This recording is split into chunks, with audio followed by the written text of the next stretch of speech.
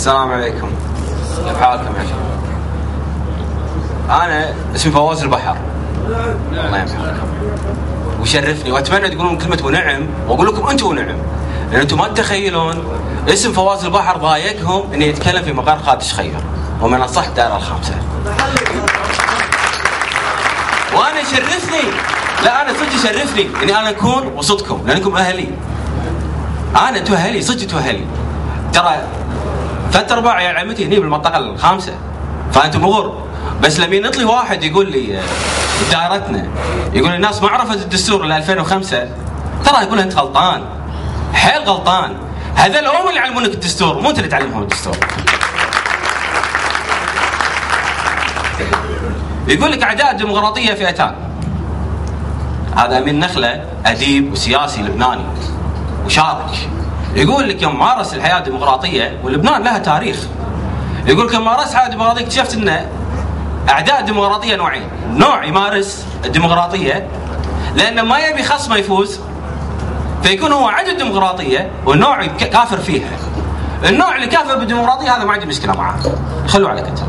النوع اللي مؤمن بالديمقراطية ومنافق فيها، ويوم تقول له هذول الأشخاص أو غيرهم فازوا من خلال صندوق، من خلال مرشحين، يقول لك لا والله هاي مخرجات مو كويتية. شلون مخرجات مو كويتية؟ فهمني الحين شلون مخرجات مو كويتية؟ طبعا وفق منطلقاته النخبوية الفئوية، اللي مؤمن انه متقوقع مع نفسه ان اي شخص مو من دائرته مو كويتي. ترى هذا يشمل 95 من الشعب الكويتي، فلا تصدقون كلامهم. في معلومة بس بقول لكم إياها، في 76 سنة 76 أول تزوير للدستور الكويتي، تزوير المجلس 76. في 8 أشخاص تم سجنهم لما كانوا يوزعون منشورات. 8 أشخاص كانوا يوزعون منشورات أن المجلس تم اقسام رحمة الله هلا، أن هذا المجلس تم التزوير فيه وتم القفز على الدستور 62. معلومة بس بقولها للتاريخ، 7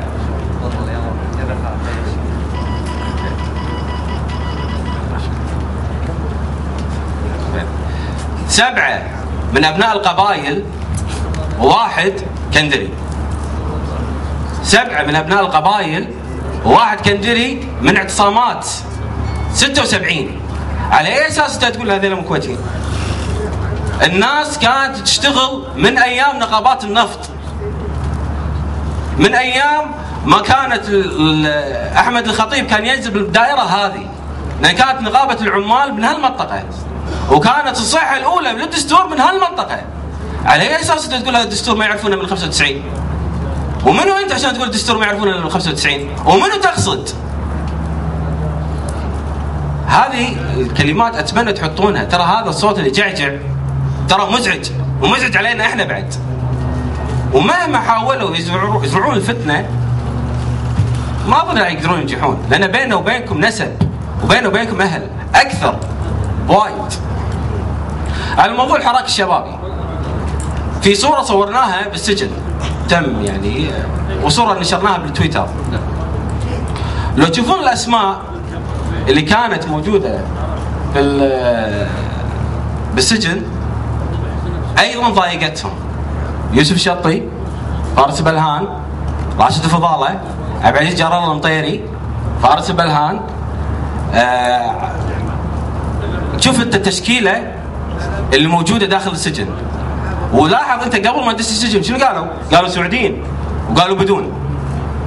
قالوا شنو؟ سعوديين وبدون. كانوا يصدمون بالاسماء. الحين لما طلبوا 35 اسم اول دفعة انطموا، ومعنى اصح انطموا، وما تلاحظ ولا واحد فيهم قال ان هذيلا مو كويتيين. سكتوا. إنا طلبناهم قلنا لهم يلا ورونا البدون. إذا ورونا مزدوج، إذا ورونا فلاح الوسبي مسكين قالوا عننا سعودي، طلع بطاقته وهم قال لي ماني بدون ولا اني سعودي.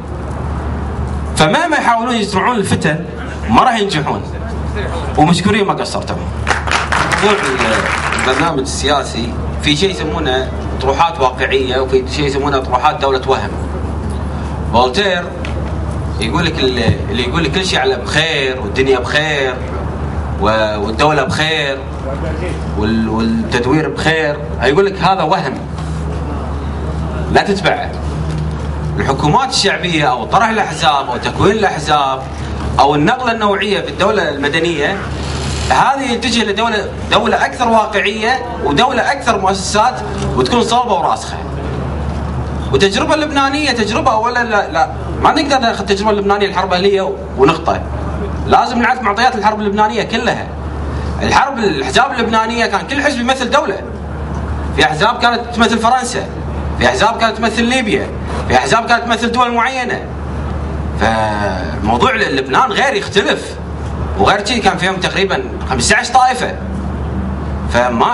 ماكو مقارنه كلش. قارن الكويت مع دوله مشابهه لها. لا تقارن الكويت مع دوله فيها 15 طائفه ول 1956 كانوا يتكلمون فرنسي وكانت الدوله خطاباتها الرسميه فرنسيه، فماكو معطيات بينك وبينها كلش. حتى هم الارث مالهم عثماني وفرنسي وانجليزي، حتى تشبيه خطا هذا اساسا.